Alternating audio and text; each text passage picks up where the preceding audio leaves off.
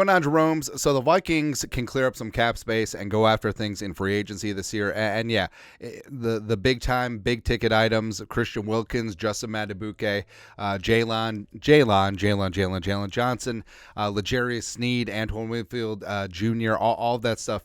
Yeah, super exciting. Robert Hunt. Woo, let's go. Again, fully exciting, but the Vikings, pending on what happens, may be on a budget, and it really is the value signings that make or break a team, help building up that mortar.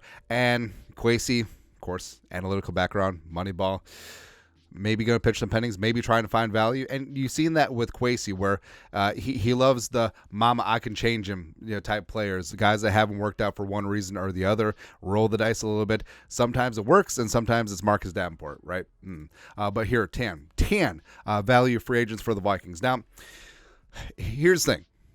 A lot of these players are either going to be guys that had a bad year in 2023, underperformed, not living up to potential, guys that are a little bit older, guys that are coming off of injuries, guys that didn't fit in with the new scheme or regime, all that, right? So you're not going to find absolute nail driver, all pro bowl players in their prime, perfect for the scheme, coming off a great season for $4 million a year. Just not going to happen, right? So you do have to take, it's like buying, well, what's a good analogy? Like buying bruised fruit. Like, does that happen anymore? Or didn't it used to be where you could buy canned goods if they're dented for like 10 cents off? Or was that just from Big Daddy? Doesn't matter. Big Daddy's right here. But value for agent number 1, A.J. Dillon. Now, Quadzilla, yes, a pride of Boston College, coming across the river, a tradition unlike any other. Now, the Vikings do need to add some power in the running game, but fix the offensive line. Yes, we'll get to that. But yes, power in the running game, and I do love me some Derrick Henry. I do love me some Saquon or Josh Jacobs, but so estimate per year is taken from Pro Football Focus, their estimate on what the player could potentially earn per season. So Derrick Henry at $10 million per year, or A.J. Dillon at $4 million, and also him being 5 years younger. I don't know, but 2020 second rounder out of Boston College, 1383 and 9 touchdowns over the last 2 seasons in Green Bay, splitting time with Aaron Jones, the only good Aaron that played in that Packers offense over the last 2 years.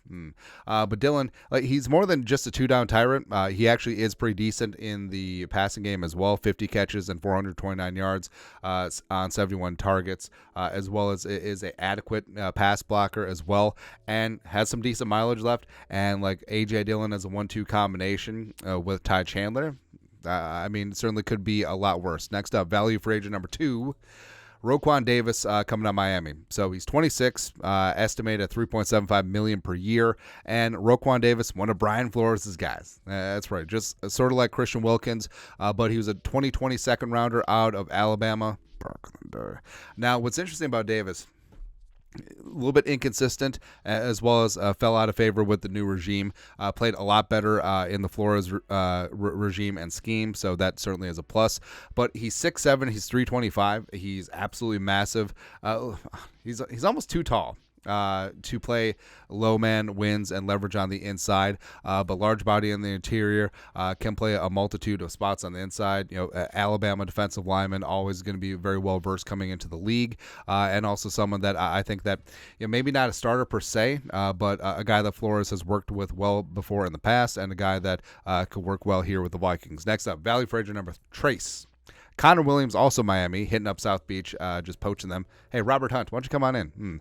But Conor Williams, 27, estimated at $6 million per year. Now, we'll get into why here in a second, but 6'5", 317. He was a 2018 second-round pick out of Tejas. Hook 'em, by the Cowboys back in the day.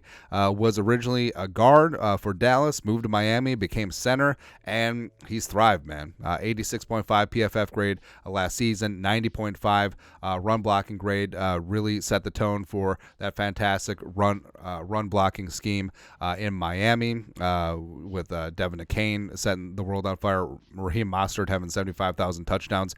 But the reason why his value is so cheap is because he's coming off a torn ACL, so it may be a 1-year sort of prove it deal to reset the market on him and prove that he is good to go. May be a pup candidate, but it's a bridge to cross when we get there. Now, would it be a spot where the Vikings are just radical up front and they cut Bradbury and they sign Conor Williams sight unseen? I mean, I would roll the dice. Like, Conor Williams is an absolute stud. Also, solid anchor, good at the point of attack, former guard, plus obviously is very well versed in the outside scheme if the Vikings want to stick with that in terms of the running game next year. Next up, number 4. Shelby Harris out of Cleveland. So Shelby Harris is a guy that I've loved for many, many years. I wanted him when he was with the Broncos. I wanted him when he was with after he was traded to Seattle as part of the Russ deal. But even though he's a little bit longer in the tooth at 32, value at $3 million per season estimate, 28 tackles, 1.5 sacks last year in Cleveland in rotational duty, just said duty, 70.8 PFF grade, and I could see him as a Tom Johnson 2 type of guy where he plays a little 4-tech, 5-tech, plays some 3-tech, plays some situational nose. I think that he would be a great asset. Also, former team captain of the Broncos, add some leadership along the D-line as well. Next up, number 5. And also, since his time in Denver, on the opposite side of the ball, Curtis Modkins, the Vikings run game coordinator, as well as Chris Cooper, the Vikings offensive line coach, certainly would know Shelby Harris. Number 5, AJ Epinesa from Buffalo. Now, back in 2020, like, Epinesa coming out of Iowa was mocked to the Vikings so many damn times. I actually just assumed that he was part of the Vikings. Same thing with Yetter Gross Meadows coming out of Penn State. Just the same picks over and over and over and over and over again. But Epinesa has had himself a decent start to his career in Buffalo, estimated at $6.75 million per season, 6'6", 260, 25 years young, 33 pressures, and also 6.5 sacks in back-to-back seasons with the Bills. He primarily played on the right side, weak side, right side, that'll thing line up against left tackles. Now, he is more of a hand-in-the-dirt guy. Could he kick in and reduce and play that 4-tech, 5-tech spot in the Vikings 3-4? Yes, I think he certainly could. And also, I think he brings a little bit of toughness, a little bit of Iowa country strong to the mix as well. Next up, number 6, linebacker Devon White. Now, again, this is one of those spots where a guy is only available for a relatively cheap price, estimated at $7 million per season, because he's not living up to potential. Now, Devon White, still super young, 25 years old, was the number 5 overall pick in 2019. Remember, that was the year where there was 2 Devon linebackers in the first round. Devon White at 5, coming out of LSU, SU, and Devin Bush from Michigan went number 10, I believe, to the Steelers. Both didn't work out with their respective teams. Actually, I think Devin Bush might be out of the league.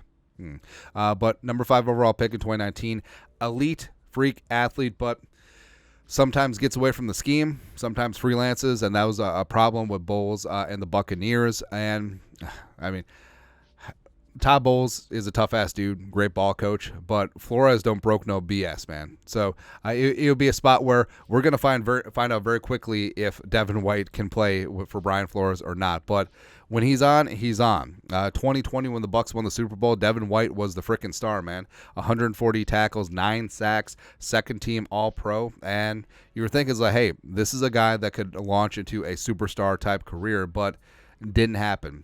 But he's still extremely gifted.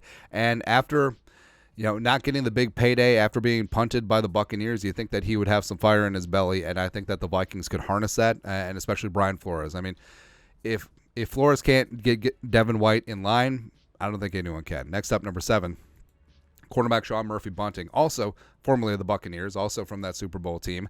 And he's a guy that I really liked in the draft process coming out in 2019. Ended up being a second-round pick coming out of Central Michigan.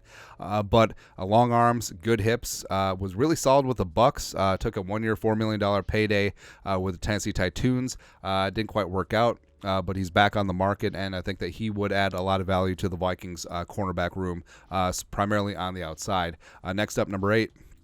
Running back Zack Moss. Now, a lot of these guys are dudes I just liked in the draft too. But Zack Moss, coming out of Utah, was a solid all-around running back. Now, could you say that he's basically Alexander Madison with a little extra something. Sure, I think that's fair. But he's 26, estimated at $3.75 million per season.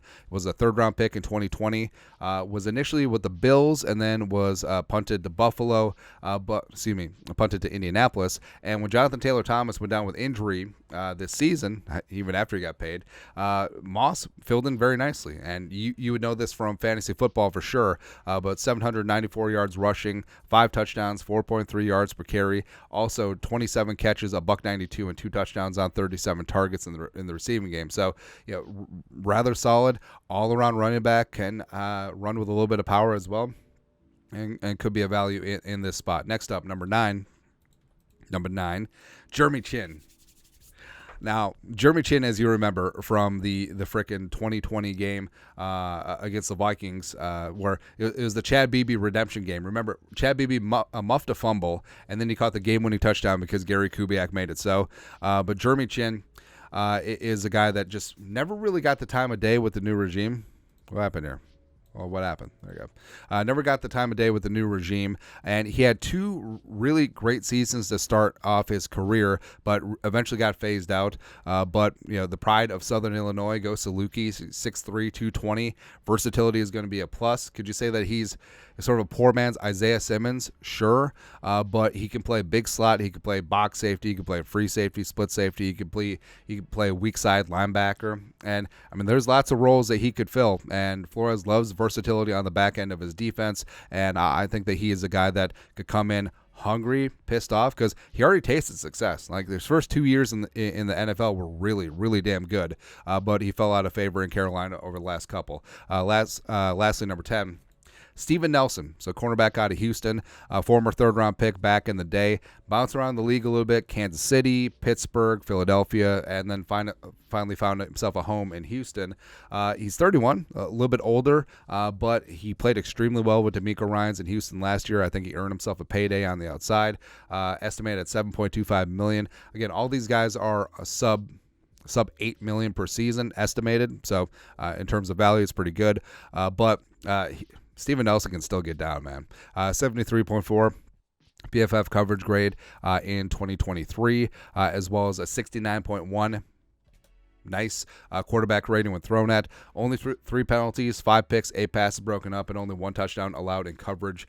Probably better utilized in off man, but certainly would add something on the outside for the Vikings. And one more. We had to go toss a quarterback in. So Gardner Minshew.